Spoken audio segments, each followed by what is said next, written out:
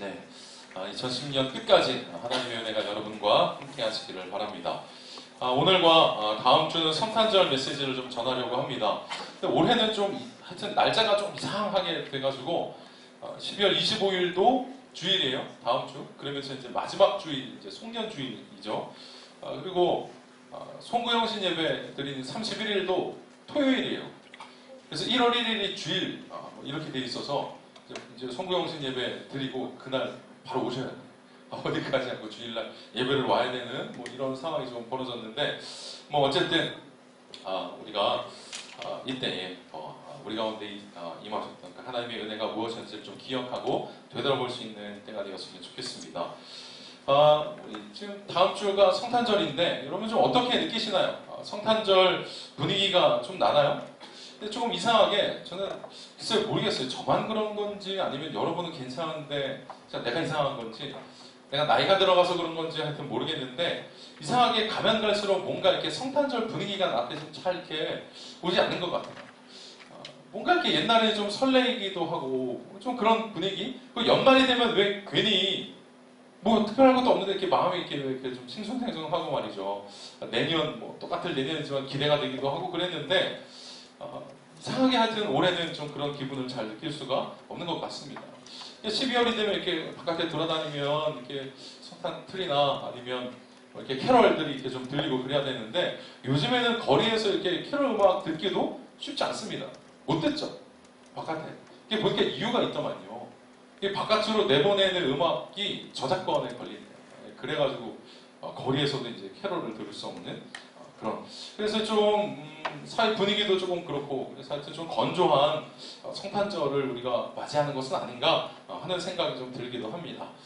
제가 뉴질랜드에서 목회를 하셨던 어떤 목사님의 이야기를 들었습니다. 이 목사님이 한국에서 목회를 하시다가 이제 뉴질랜드로 넘어가서 이제 한인교회 이제 목회를 시작하셨습니다. 자, 근데 이제 그곳에 가서 첫 번째로 맞은 성탄절 그때의 기억이 아직까지 남아있다 하면서 이제 이야기를 전해주셨는데 좀 이런 거였어요. 아시는 것처럼 뉴질랜드는 이제 적도 아래에 있죠. 남반구에 위치해 있습니다. 그래서 우리나라는 12월부터 2월까지가 제일 추울 때잖아요. 근데 이제 거기는 12월부터 2월까지가 가장 따뜻한 때래요. 그래서 여름 휴가철이 보통 그때라고 이야기를 하시더라고요. 자, 그래서 이제 뭐 첫 번째 성탄절을 맞이하게 됐는데 깜짝 놀랐어요. 거기는 성탄절이 되면 야외로 나가서 야외 예배를 드린다는 거예요. 우리 같으면 여러분 상상도 할 수 없죠. 제가 다음 주에는 야외에서 모이겠습니다. 중앙공원에서 막 예배드리자고 이게 나올 사람이 없죠. 우리 같으면 상상할 수 없는 일인데 이제 거기는 따뜻하니까 이제 그런 게 가능한 거죠. 자, 그래서 뉴질랜드는 날씨가 따뜻해서 뭐 12월 되어도 눈이 오지 않습니다. 화이트 크리스마스 이런 낭만은 찾아볼 수가 없죠. 그리고 제가 들었던 얘기 중에 좀 재밌었던 거는 산타들도 저러고 다닌대요. 그러니까 선글라스 끼고 반바지 입고 돌아다니는 산타들을 볼 수 있다는 거니까 그러니까 우리하고는 완전히 문화적으로 좀 다른 그런 성탄절을 보내는 거죠. 그리고 밤도 원래 12월이 우리는 가장 밤이 길고 깊은 때잖아요. 근데 이제 거기는 밤도 화내. 그래서 새벽송을 돌기에도 민망할 정도로 화나다고 이야기를 하시는 거예요. 그러니까 뭐 이제 그런 한국에서 누렸던 성탄절 기분이 나지 않는 거죠. 그래서 첫 번째로 맞았던 성탄절에 대한 추억은 별로 좋지 않았다는 겁니다. 자, 그리고는 이제 그 다음 해가 되었습니다. 여전히 상황은 똑같죠. 따뜻한 크리스마스를 보내야 하는데 우리가 기대하는 성탄절의 낭만은 여전히 찾아볼 수가 없었습니다. 근데 그 목사님이 말씀하시기를 이런 성탄절에 이제 두 번째 이렇게 보내게 되니까 예전에는 보이지 않았는데 비로소 보이지 않던 것들이 보이더라 하는 이야기를 하셨습니다. 이게 뭐냐면 여전히 날씨는 따뜻해. 거리에는 캐롤이 안 들려요. 성탄 트리도 볼 수 없어. 예쁜 카드나 화이트 크리스마스 뭐 이런 거 기대할 수 없지만 그런 모든 것들이 거품처럼 사라지고 나자 비로소 성탄절의 주인공인 예수님이 보이기 시작하더라.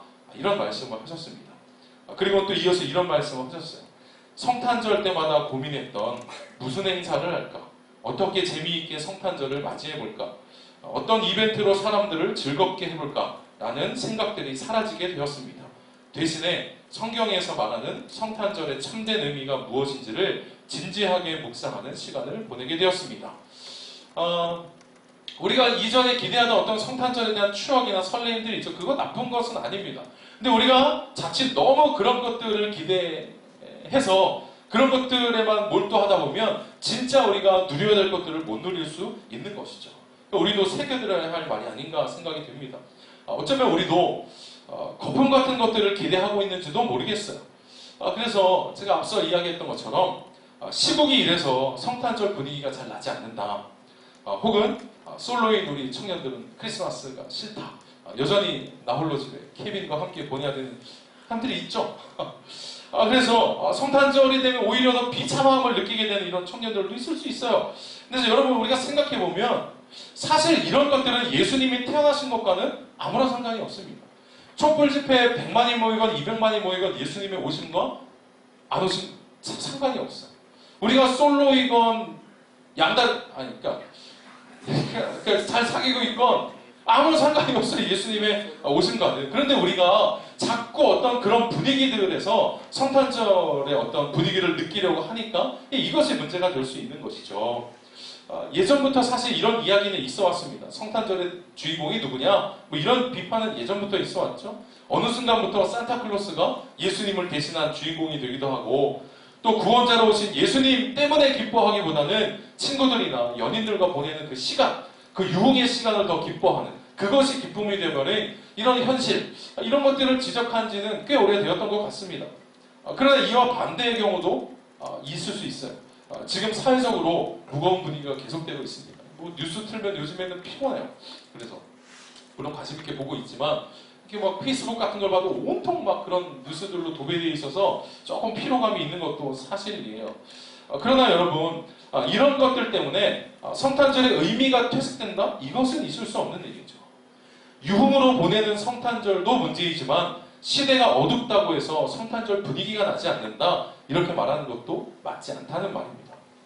그래서 오늘 우리 스스로 한번 좀 질문해 보았으면 좋겠습니다.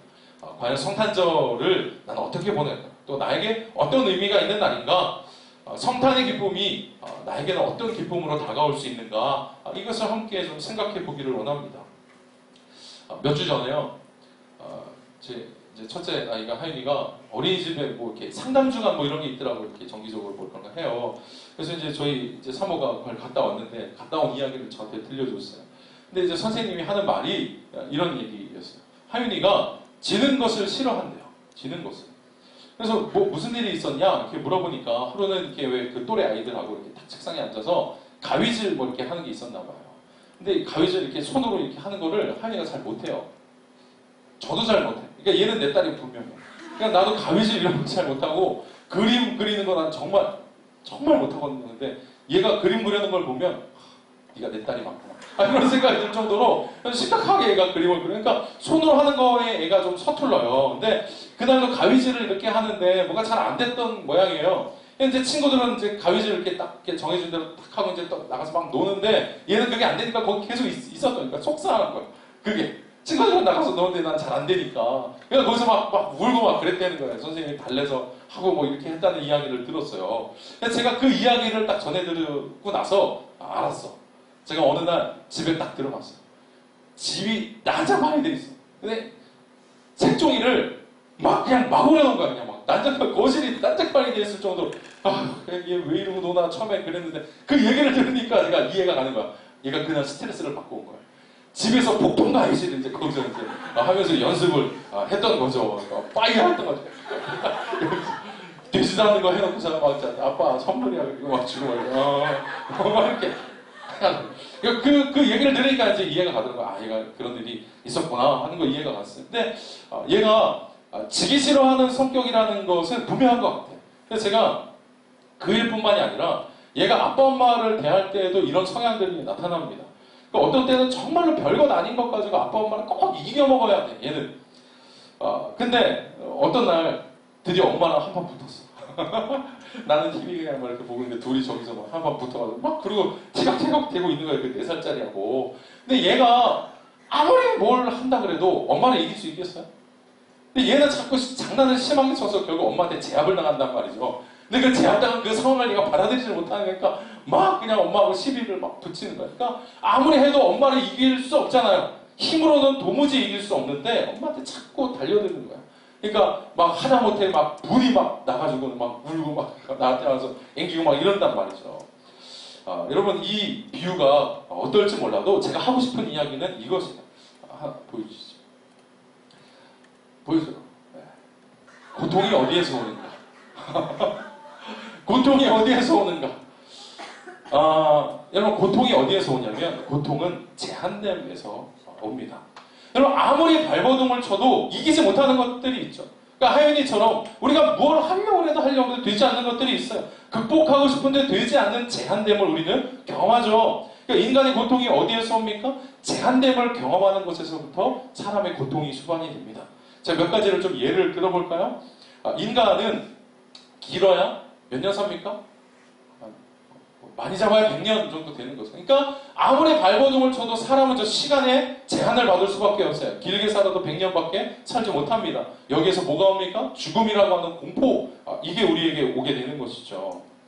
또한 당장 1시간 후에 무슨 일이 벌어질까? 뭔가 잘못된 당장 1시간 후에 무슨 일이 벌어지게 될까? 여러분 이것을 아는 사람 아무도 없어요. 1시간이 아니라 30분 뒤에도 무슨 일이 벌어질지 몰라. 그러니까 우리는 아무리 뭔가 뛰어나다고 해도 제한된 지혜만을 가지고 있는 것이죠. 그래서 우리는 앞날을 알 수 없어요. 그러니까 지금 당장 나를 편하게 해줄 뭔가, 보험, 막 이런 것들을 들게 되는 것이죠. 근데 더 큰 문제가 있어요. 이게 뭐냐면 나에게 무슨 일이 벌어질 줄 알아. 그러나 안다고 해서 그것을 해결할 수 있는 것은 아니에요. 제한된 힘을 갖고 있는 것이죠. 내가 우리 이 세상을 살고 있는 사람 중에 가난하고 싶어서 가난한 사람 있습니까? 아니에요. 병들고 싶어서 병드는 사람 있습니까? 고통당하고 싶어서 고통 사람들은 아무도 없어요. 다만 가진 힘이 제한되어 있기 때문에 극복해내지 못하는 것이죠. 마지막 하나 더. 사람이 제한된 것 중에 하나는 사랑입니다. 우리가 사랑할 수 있는 사람들이 있어요. 그러나 우리가 사랑할 수 있는 사랑 역시 제한된 사랑인 것이죠. 인류를 품을 수 있습니까? 없어요. 고작 품을 수 있는 게 내 가족 정도를 품어줄 수 있는 것이지 우리는 제한된 사랑을 해가며 살아갑니다. 여러분 저 4가지를 제가 예로 들었는데 이 중에서 저 4가지에 나는 상관없다 할 수 있는 사람들이 누가 있나요? 없을걸요? 인간은 모두가 저런 제한됨 속에서 살아가게 되어 있습니다. 그래서 아무리 극복하려고 해도 극복하지 못하는 것이 사람의 운명이라는 것이죠. 자, 그래서 불교에서는 그래서 이런 제한된 삶을 살아가는 이 인생들을 보면서 뭐라고 합니까? 그래서 이 우리의 삶을 고해라고 이야기하는 거예요. 고해. 고통의 바다. 삶 자체가 고통의 바다라고 이야기를 하죠. 불교에서는. 그래서 성경에서는 이렇게 조금 더 풀어서 이렇게 이야기를 합니다. 창세기 3장 말씀에 보면 이런 이야기가 있어요. 너는 평생에 수고하여야 그 소산을 먹으리라. 땅이 내게 가스덤불과 엉겅퀴를 낼 것이라. 내가 흙으로 돌아갈 때까지 얼굴에 땀을 흘려야 먹을 것을 먹으리니. 그러니까 아담과 하와가 범죄한 이후에 사람이 어떤 운명에 처해지게 되었습니까? 하나님이 주신 것을 공급받아 살아가는 사람이 이제 아닌 거죠. 우리의 운명은 우리가 수고해서 땀을 흘려서 먹을 것을 먹어야 되는데 우리가 노력하면 노력한 대로 100%다 열리느냐? 그게 아니라는 거예요. 엉겅퀴와 가시덤불을 낼 수도 있는 거죠. 그러니까 이런 극복하지 못하는 제한됨이 우리 인간의 운명이라고 하는 겁니다. 여러분 사람이 영원한 것을 꿈꿉니다. 그리고 좀 넉넉했으면 좋겠다라고 하는 것을 꿈꿉니다. 그럼 왜 그럴까요? 왜 우리는 영원함과 넉넉함을 꿈꾸게 되는 걸까요? 역설적으로 우리는 영원하지 못하고 넉넉하지 못하기 때문입니다. 우리 스스로는 이런 것들을 도무지 충족시킬 수 있는 능력이 없기 때문에 그런 것들을 소망하게 되는 것이죠. 자, 그럼 다시 처음으로 좀 돌아가 봅시다. 자, 이제 성탄절의 이야기를 좀 해보죠. 성탄절이 왜 모든 사람에게 미치는 큰 기쁨의 좋은 소식일 수 있을까? 성경에서는 그렇게 이야기해서 이 성탄절이 우리 믿는 사람뿐 아니라 이 세상 사는 모든 사람들에게 큰 기쁨의 좋은 소식이다라고 이야기합니다. 그럼 왜 모든 사람이 기뻐할 만한 날이 될 수 있느냐? 이유는 이것이죠. 제한된 우리가 영원하신 하나님과 연합할 수 있는 길이 열린 날이기 때문입니다.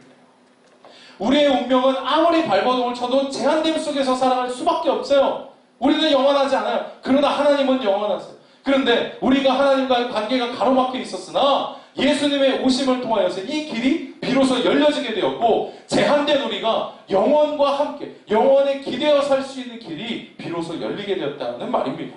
요한복음 14장 6절에 이런 말씀이 있어요. 나는 길이요 진리요 생명이다. 나를 통하지 않고는 아무도 아버지께로 가지 못한다. 바꿔 말하면 뭡니까? 우리는 길이신 예수님을 통하여서 영원하고 무한하신 하나님께로 갈 수 있다. 하나님의 자녀가 되는 권세를 누릴 수 있다. 비록 나는 제한되어 있지만 우리가 하나님과 함께 연합하고 관계됨 속에서 살아갈 수 있으면 제한된 내가 영혼과 함께 살아갈 수 있는 그런 권세를 우리가 누릴 수 있게 되었다. 이 말이죠.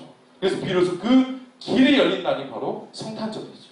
제한된 우리가 비로소 영혼에 기대어 살 수 있는 그 제한됨의 저주가 끊어진 날이 바로 성탄절이라고 하는 겁니다. 그러니까 성탄절이 우리에게 기쁜 날이 되는 것이죠. 제가 좋아하는 불러신학대학교의 김세현 박사가 이런 이야기를 했습니다. 고난의 문제를 그 제한된 인간의 자원으로 해결할 수 있다는 것은 논리적으로 모순입니다. 뭐 별로 어려운 말이 아니죠. 마치 이런 거야. 인간 자체가 제한되어 있는데, 제한되었기 때문에 고통을 당하고 있는데, 그 인간 스스로, 제한된 인간 스스로 부족한 것을 채울 수 있다? 이거는 모순되었다는 말이에요. 그러니까 이게 뭐와 같은 거냐면 마치 핸드폰이 자가 충전하는 거. 자가 충전할 수 있는 핸드폰 없죠, 여러분? 핸드폰이 혼자서 자가 충전할 수 있다고 여기는 것과 똑같은 말이라고 하는 거예요. 자, 그래서 이런 말씀을 이어서 하셨습니다. 우리의 구원은 인간의 내재된 힘으로 이루어지는 것이 아니라 우리 밖에서, 그리고 우리를 위해서 구원의 힘이 와야 합니다. 이렇게 말하는 거예요. 말 쉽죠, 여러분? 핸드폰은 자가 충전할 수가 없어요. 그러나 핸드폰이 살 수 있는 방법이 있죠. 어떻게 하면 살 수 있습니까? 핸드폰이 살아있기 위해서는 스스로 자가 발전이 아니라 그 전원선과 연결되면 되는 거예요. 눌러. 그래서 저렇게 자가 충전하는 것이 아니라 핸드폰이 살아있기 위해서는 핸드폰이 그 외부에 있는 전기가 이 전원선을 통해서 연결되는 순간 핸드폰은 걱정하지 않고 살아갈 수 있는 거예요. 어떤 일이 벌어집니까? 전원선에만 연결되어 있으면 핸드폰 배터리는 절대로 줄지 않는 것과 똑같은 거예요. 우리 스스로는 제한된 운명처럼 살아갑니다. 여러분, 사람이 힘이 있는 것 같죠? 그러나 여러분, 우리가 누리는 힘이란 고작 이 정도예요. 여러분, 꽃이 땅에 숨겨져 있다가 이거 탁 뽑아가지고 탁 던져놓으면요, 바로 죽습니까? 바로 시들어 죽어요? 그렇지 않죠? 가지고 있는 힘만큼 유지하다가 죽는 거예요.